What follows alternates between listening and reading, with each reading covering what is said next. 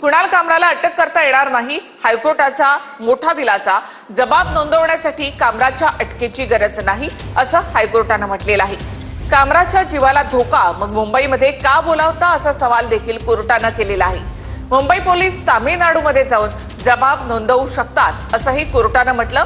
मुंबई हायकोर्टाची मुंबई पोलिसांना चपराक. दरम्यान हायकोर्टाने कुणाल कामराच्या एफआयआर रद्द करण्याच्या याचिकेवरील निकाल राखून ठेवलेला आहे. मुर्जी पटेल, गुलाबराव पाटील, राहुल कनाल यांनी कामराला धमकीबाजा इशारा दिलाय. अजित पवार, योगेश कदमांनीही कामराला धडा शिकवा असं म्हटलंय. धमक्यांमुळेच मद्रास हायकोर्टानं कामराला अटकेपासून संरक्षण दिलंय. शिवसेनेत जे काही घडलं त्याची इतिहासात नोंद झाली, त्यावर कामरानं आपलं मत मांडलंय. कुणाल कामराला अनेक राजकीय नेत्यांकडून धमक्या आल्यात.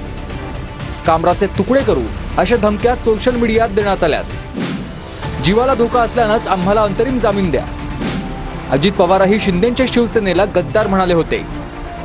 2024ची संपूर्ण निवडणूक गद्दार शब्दावर लढवली गेली. महाविकास आघाडीनं गद्दारांचा पंचनामा अशी घोषणाही केली होती. निवडणुकीवेळी महाविकास आघाडीवर कुणीही आक्षेप घेतला नाही. कामराला धमक्या येत असतानाही खार पोलीस नोटीस पाठवायचे. खार पोलिसांनी कामराच्या आईवडिलांनाही त्रास दिलाय. कामराच्या जीवाला धोका आहे, त्याला त्रास दिला जातोय असा युक्तिवाद कुणाल कामराच्या वकिलांनी मुंबई हायकोर्टात केलाय.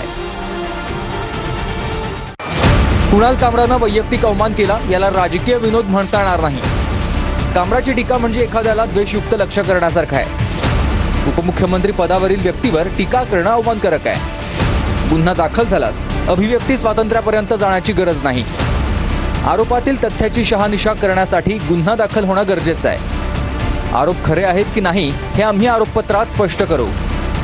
23 मार्चला MIDC पोलिसांनी व्हिडिओची पडताळणी करून गुन्हा दाखल केलाय. मुर्जी पटेलांनी दाखवलेल्या व्हिडिओनंतर पोलिसांनी गुन्हा दाखल केलाय. सर्वोच्च न्यायालयाच्या निर्देशानुसार आम्ही गुन्हा दाखल केलाय असं त्यांनी म्हटलंय.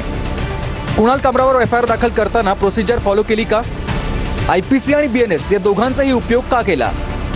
दाखल कलम 356(2) का लावलंय यावर कोर्टानं सवाल उपस्थित केला. समर्थनीय उत्तर द्या असंही कोर्टानं म्हटलंय. दखलपात्र आणि अदखलपात्र या प्रोसिजरवरच कामराच्या वकिलांनी सवाल उपस्थित केला होता. तर प्रोसिजर फॉलो केल्याचा सरकारी वकिलांनी दावा केलाय.